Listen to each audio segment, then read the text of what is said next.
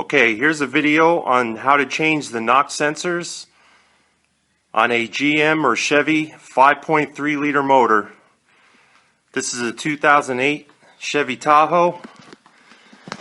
I had a 2001 Yukon XL with a 5.3 also, which the knock sensor was located underneath the intake manifold. But on these vehicles, the newer ones, the knock sensor are located on either side of the motor, right on the engine block. You can see it down in there. It has a white plug on it and a single bolt. On the other side, it's visible also. Once you jack the truck up and the wheel drops down, you can see it right in there. So we're going to go ahead and pull those out. I had a code for a knock sensor.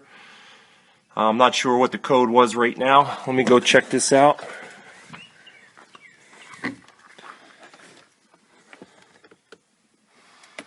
Have my little scanner on here.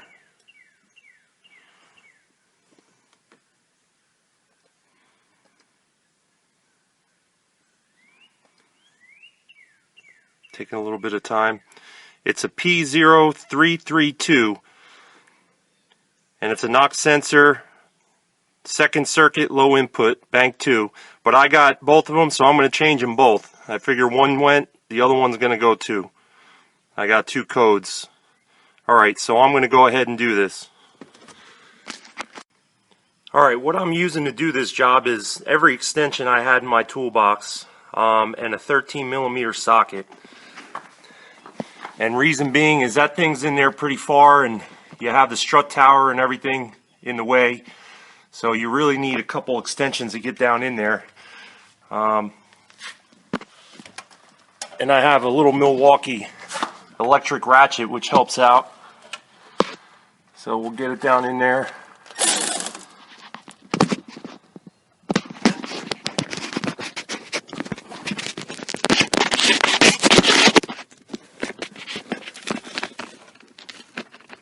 I don't know if you can see. Oh, something's in the way there, but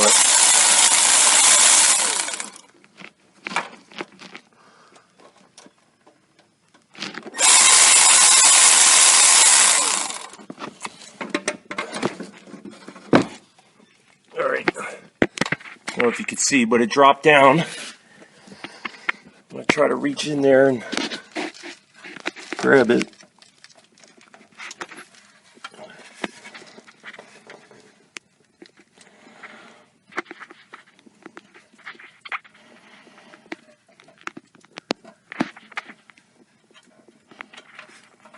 It's got a little push clip I can feel on there, but of course it doesn't want to come off easy. Make sure you don't pull on it. You'll rip the wires out, and then you have other problems. Alright, I have to put the camera down so I can use both hands to get this out. Alright, here's the new knock sensor. Came with the bolt. I got the OE. If you could see the number on it, the GM numbers 12623730, and I bought two of these. Here's the old one. I mean, you can't really see any visible damage on it, but they have a tendency, I guess, of going bad. My truck has about 115,000 miles on it now, and I would think bank 2 would be the passenger side, but again, I'm replacing both of them, so you know we should be good to go once I put these in. I also had a problem on my 01 where I had a knock sensor code, and I changed the knock sensors and sealed them up and cleaned all the water out and everything, and it ends up after I power washed the motor, I had gotten water inside the clip up by the intake. There's just like a 2-wire clip in there, and there was moisture in there, and I kept tripping the code. So I cut the clip out and I just spliced the wires together, and the code never came back on that truck. I don't see any moisture inside here, and I'm not sure if there's another clip somewhere on the truck that maybe when I power washed the motor I had gotten moisture in it and the same thing's happening. But I'm going to give this a shot first. These are relatively cheap. I think I got them for like 12 bucks, free shipping on eBay or Amazon. And they are General Motors AC Delco, so I'm going to start with this.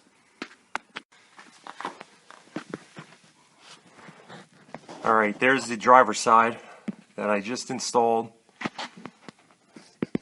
You can see it in there with the single bolt and the white clip.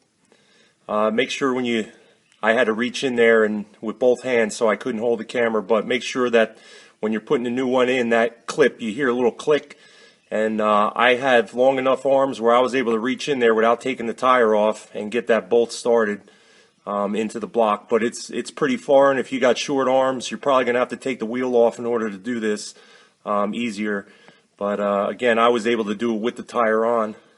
So I'm going to go ahead and start the other side. It looks like the other side there's a little bit more in the way, but I should be able to get in there without taking the wheel off. Okay, here we are on the passenger side, and you can see it down in there, and looks like there's a brake line in the way. I may need a swivel to get this one out, but I'm going to try it with the straight extensions first and see if I can get it out. But it's going to be a little trickier getting my arms in there, it looks like. So I may end up having to take this wheel off, but we'll see. I'm going to try it first without taking the wheel off. Okay, this side actually was a little bit easier, it seemed. I was able to reach underneath here with one hand and reach over the top with the other hand so I can hold the old knock sensor and pull the clip off. And while I did that, I had the other knock sensor with the bolt in it already in my hand. So when I pulled the old one out, I just snapped the new one right back in there. I did look first to see if there was any moisture in there, and it didn't look wet. So I went ahead and put the new one back in and put it back in place.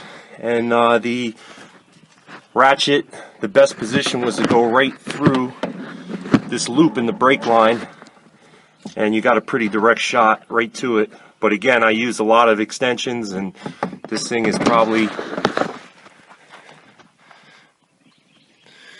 I don't know, 2 feet long, 1.5 feet, 2 feet, and it makes it a lot easier with the battery operated ratchet,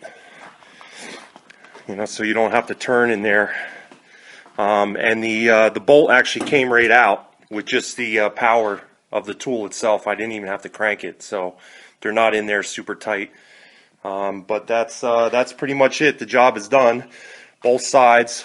If you have a 99 to 06 with a 5.3 in it, the knock sensors are located underneath the intake. So when you get the knock sensor code for those earlier 5.3 motors, you have to pull the intake off to change them out.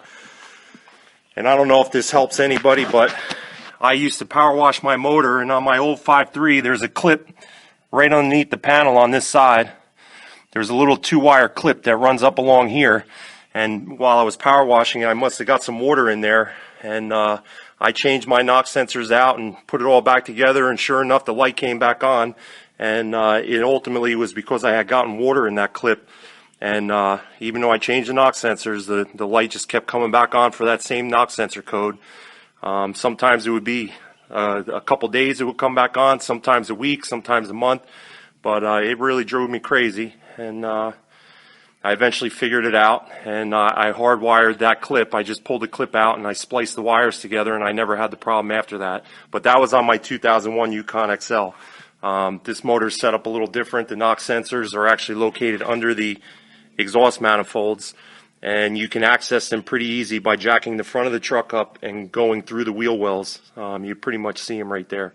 So I'm going to go ahead and clear the codes, and I'll see you in a couple days. If the light doesn't come back on, I think we got it. Usually once the drive cycle went through, the light came right back on after I clear the code. So I think once I go through a 50-mile or so drive cycle, if they don't come back on, I think we're going to be pretty good. Thanks for watching. Alright, yesterday I changed the knock sensors on my 2008 Chevy Tahoe with a 5.3, and I went through a 104-mile drive cycle yesterday, and light has not come back on. So I'm thinking that the knock sensors were actually the issue, and it wasn't a wiring issue or moisture in a clip or anything like that. So hopefully this helps you guys out, and yeah, that's pretty much it. Alright, bye-bye.